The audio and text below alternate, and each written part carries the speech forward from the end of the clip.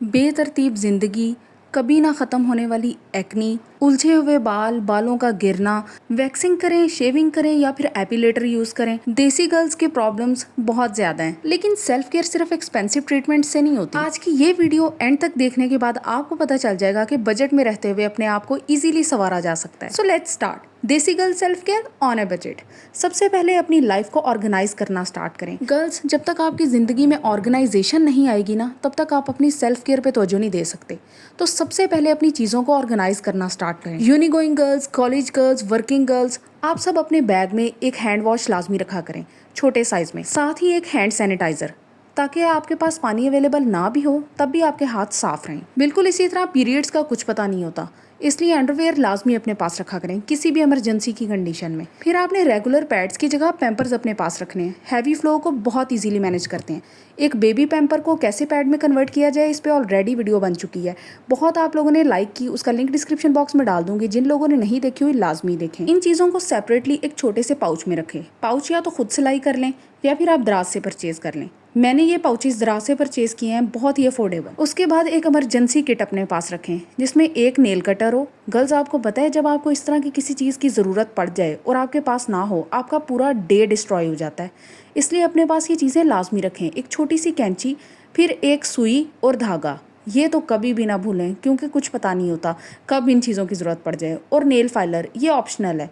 अगर आप बहुत ज़्यादा नेल केयर करती हैं तब तो आपके पास होना चाहिए, otherwise it's okay. Band aids मेरे पास नहीं थी, लेकिन आपके पास हों तो उनको लाजमी अपने पास रखें। फिर एक कॉम्पैक्ट मिरर बॉक्स, जिसमें आपकी एसेंशियल्स हों। ये एक लिपस्टिक बॉक्स था, जिसे मैंने एक कॉम्पैक्ट इमरजेंसी बॉक्स में कन्वर्ट कर लिया है। इसके अंदर सेफ्टी पिन्स, हिजाब pins, bobby pins, hair ties, छोटा सा क्लिप और पैनाडोल। फिर बारी आती है एसेंशियल कॉस्मेटिक एसेसरीज की। उसमें सनस्क्रीन लाजमी है, एक छोटा सा परफ्यूम जो कि गर्मियों में बहुत हैंडी रहे, फिर बॉडी बाम।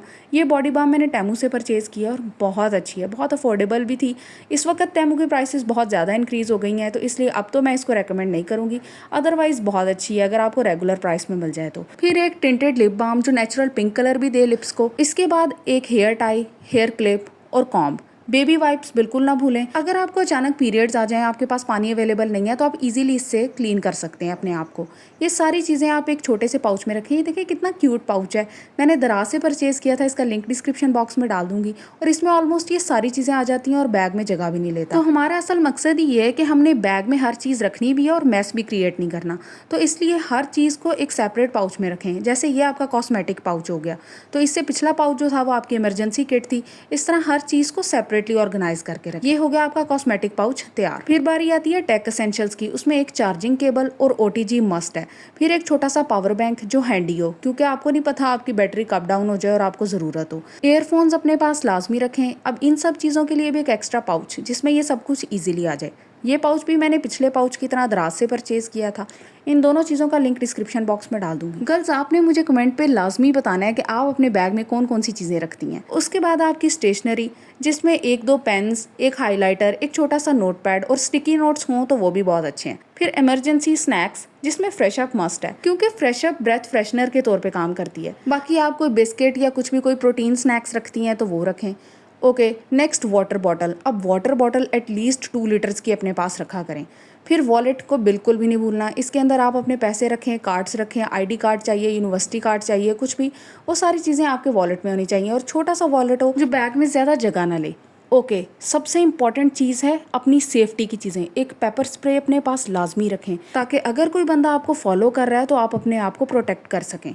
फिर अपने पास पोर्टेबल नाइफ रखें और एक अलार्म बेल। गर्ल्स, चाहे मेरी तरफ से हर चीज़ मिस कर दें, लेकिन ये 3 चीज़ें अपनी सेफ्टी के लिए कभी भी मिस ना करें। चलें अब सब चीज़ों को बैग में रखते हैं और आप देखेंगी कि जगह भी ज़्यादा नहीं है। गर्ल्स, यूनिवर्सिटी के लिए, कॉलेज के लिए, वर्किंग लेडीज़ के लिए सबसे बेस्ट बैग टोट बैग है। ये बैग मैंने टेमू से परचेज़ किया है और इतना हैंडी है ना, इसमें आप जितनी मर्जी चीज़ें रख लो, इतना लाइट वेट है, वेट ही नहीं फील होता और लगता इतना हाई एंड है। अफोर्डेबल प्राइस में मैंने लिया था।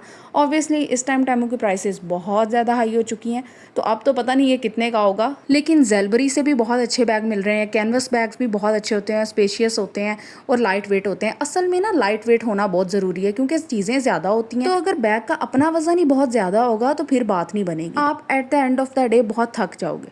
Okay, next, how to achieve flawless skin. आप सबके मल्टीपल कमेंट्स आते हैं मुझे, ब्लैक हेड्स हो रहे हैं, वाइट हेड्स हो रहे हैं, टेक्सचर इंप्रूव करना है, पोर्स बहुत ज़्यादा है। और मेरी एक बहुत ही प्यारी लॉयल सब्सक्राइबर राबिया आज़म मुझे काफ़ी देर से कह रही हैं कि रेटिनॉल सीरम के ऊपर वीडियो बनाएं। तो जनाब ये रही आपकी वीडियो। रेटिनॉल आपके इन तमाम इश्यूज़ को सॉल्व कर देता है जो मैंने अभी मेंशन किए हैं।